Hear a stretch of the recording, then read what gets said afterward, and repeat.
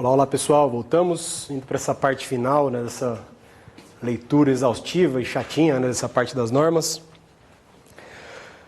Estamos quase chegando, já finalizando, são algumas questões bem mais leves, né, agora sim dá até para acelerar um pouco mais e trazer alguns destaques, né, de alguns principais elementos aqui. Mas basicamente no 467 falando de livros e procedimentos, tá, algumas disposições gerais. Então, os livros destinados à prática de atos deverão ser instituídos com a estrita observância das normas de escrituração. E a adoção da escrituração virtual não afasta a obrigatoriedade da existência de livros em meio físico, impressos a partir dos dados extraídos do sistema de informatizado de automação. Então, ou seja, admite-se a escrituração virtual, mas sem afastar a obrigatoriedade da escrituração física. E podem ser mantidos exclusivamente, isso aqui é o que também cai, que a Isis adora perguntar, o que pode ser exclusivamente mantido em meio eletrônico. Primeiro deles, o livro diário auxiliar de receita e despesa, lá dos livros obrigatórios que a gente tratou, dos livros obrigatórios a todas as atividades notárias e registrais, lembrando que o livro de visitas e correições não, ele será sempre físico e escriturado pela corregedoria. Tá? Escrito pela corregedoria não, desculpe, pela autoridade judicial competente, assim como as normas determinam. Tá? Então será escriturado por ela. Os livros de protocolo de notas e protestos, os livros índices do Registro Civil de Pessoas Jurídicas, livro de indicador pessoal do RTD, tá, do Registro de Títulos e Documentos, os indicadores real e pessoal do Registro de Imóveis e o livro de Registro de Proclamas, que é o livro D de dado, lá do RCPN. Tá, o indicador real e pessoal é o 4 e 5 e o indicador pessoal do RTD é o livro D de dado. Tá? E apenas a título de curiosidade, tá, eu sei que vocês vão ter as aulas todas separadas aqui, mas aproveitando até o gancho daqui do macete para vocês acerca dos livros, né, da numeração dos livros. Lembrando sempre que o registro imobiliário são livros por números, 1 protocolo, 2 registro geral, 3 auxiliar, 4 registro real, indicador real, e o 5 indicador pessoal, além também do livro de controle de aquisição de imóveis por estrangeiros. E no RTD nós temos o livro A protocolo, o B registro integral, C por extratos e o D de dado, o indicador pessoal. E, quando cai na prova de vocês, falando qual que é o livro D, qual que é o livro 4, etc., quais livros na ordem, né, que seria, sempre gera uma certa confusão. O pessoal do registro de imóveis com o pessoal do RTD. Lembre-se sempre, no registro imobiliário, o que mais importa é a coisa. Então, o indicador real vem antes da pessoa. Então, sempre o 4 vai ser sempre no registro de imóveis o indicador real. Lá no RTD, interessa mais as pessoas. Então, sempre o indicador pessoal vem antes. Então, sempre lembre-se disso. Tá? O quarto livro do RTD é o pessoal, que a pessoa é mais importante. No registro de imóveis, o bem é mais importante que as pessoas.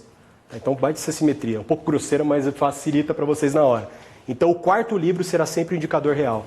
E vocês trocam, tá? Nunca coincide. O quarto livro de um não é o quarto livro do outro. Tá? Sempre cruza os dois livros. E isso aqui é a questão também que eles adoram perguntar em primeira fase, sempre jogar essa bagunça entre as duas. E todos eles, tá? Tanto o pessoal como os indicadores de maneira geral, podem ser adotados, então, ou mantidos, né, por meio exclusivamente eletrônico. E também, né, o nosso querido livro D de dado, lá do Registro Civil de Pessoas Naturais, que a gente utiliza também pelo meio eletrônico. Ainda o controle de depósito prévio e o livro de registro de protesto, tá? Ele traz aqui essa possibilidade.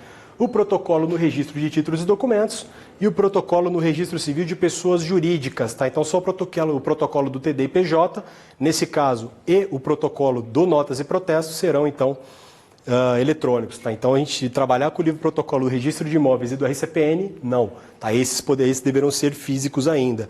Tá? E cuidado, o controle de depósito prévio, que também nós temos o livro lá específico, então só fica com o livro físico obrigatório na serventia, para todas elas, né, de maneira geral, sem esgotar os demais, o livro de visitas e correições. Tá? E o de protesto, basicamente, é o protocolo e o livro de registro de protesto são os dois únicos livros do protesto, não tem nenhum que fica físico. Tá? Então, simplesmente é uma forma de vocês tentarem guardar aí. Tá? E lembrando do protocolo, tá lá no protesto, no RTD, no RCPJ, também dispensa, pode ser escriturado por meio exclusivamente eletrônico. Na hipótese do parágrafo 1º do artigo, tá, o parágrafo 1º aqui que menciona, na adoção e escrituração virtual não afasta a obrigatoriedade do livro físico, a materialização dos livros deverá ser realizada ao menos uma vez ao dia.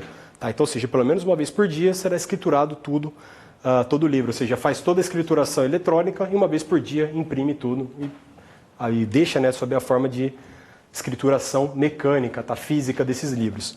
468, sem prejuízo dos requisitos obrigatórios, o livro de protocolo deverá permitir o lançamento diário da ocorrência realizada ao objeto do apontamento. Então, ou seja, tem que ter sempre uma coluna que permite ali no lançamento diário de alguma ocorrência relacionada a esse objeto. Então, sempre vai ter uma coluna ali destinada a falar o que aconteceu com aquele título.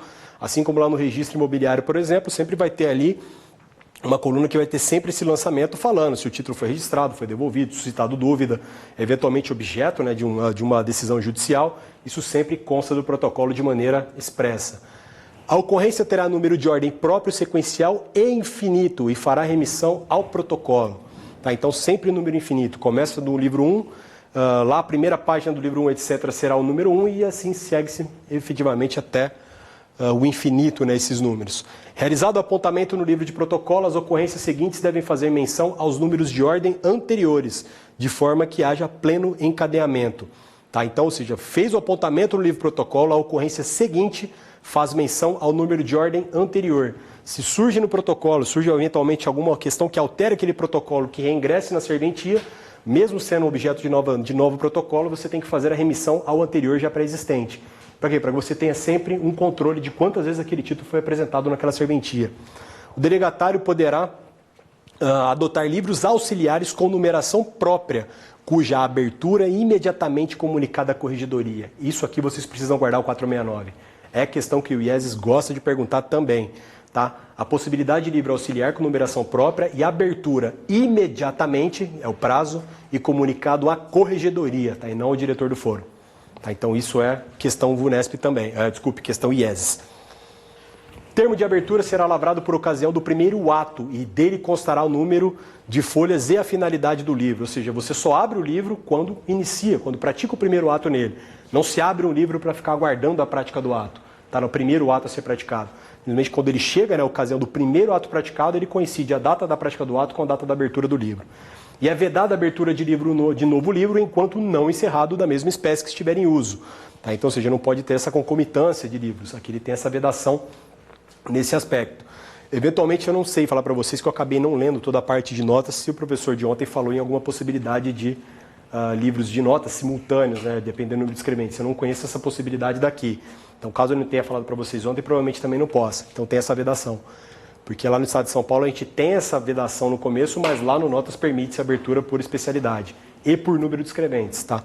Então, aqui não tem isso e como eu não olhei todo, então não vou cravar para vocês aqui a afirmação valendo para tudo, tá? Como eu não li exaustivamente a parte do Notas. O termo de encerramento será lavrado após a realização do último ato e nele serão consignadas todas as ocorrências extraordinárias do livro. Que ocorrências extraordinárias? Extravio de uma página, dilaceração de outra, ou até mesmo uma página que tenha molhado, porventura, cai o café em cima do livro, o escrevente que adora trabalhar com o cafezinho do lado, dá um tapinha, voa, né? Acontece, né? Eventualmente, aí a escritura está toda feita, assinada por todo mundo, bonitinha, vai ficar manchado. Então isso vai, eventualmente, essa ocorrência extraordinária. Tá? Então qualquer coisa que tenha acontecido fora, né, do comum, você marca lá no finalzinho, no termo de encerramento do livro. No verso do documento autenticado será utilizado o carimbo em branco, quando for o caso, tá? Ou seja, lembrando, o verso é a parte da frente e o verso é a parte de trás de uma determinada folha. Então a página de trás, se não for utilizada, utiliza-se o carimbo em branco. Não pode ficar em branco. O carimbo consta com a nomenclatura em branco. Então muito cuidado com isso. Artigo 473. Assinaturas deverão ser apostas ao final do ato, logo após a lavratura, vedada a manutenção de espaços em branco. Ou seja, logo depois do encerramento do ato, vêm as assinaturas. E os espaços em branco deverão ser utilizados com traços horizontais ou com a sequência de traços e pontos, de forma que impossibilite qualquer inserção posterior. Tá? Então, ou seja, sempre inutiliza, né, faz aqueles pontinhos e traços para fechar a última linha e depois já na sequência vira as assinaturas, encerrando o ato. Os documentos utilizados para a lavratura de atos notariais de registro deverão ser armazenados em meio físico ou eletrônico, tá? Ou seja, ele faculta, né, tanto a utilização de um quanto o outro. Artigo 475. Quando exigido o arquivamento de cópia da documentação necessária à prática do ato notarial de registro, poderá ser realizado mediante.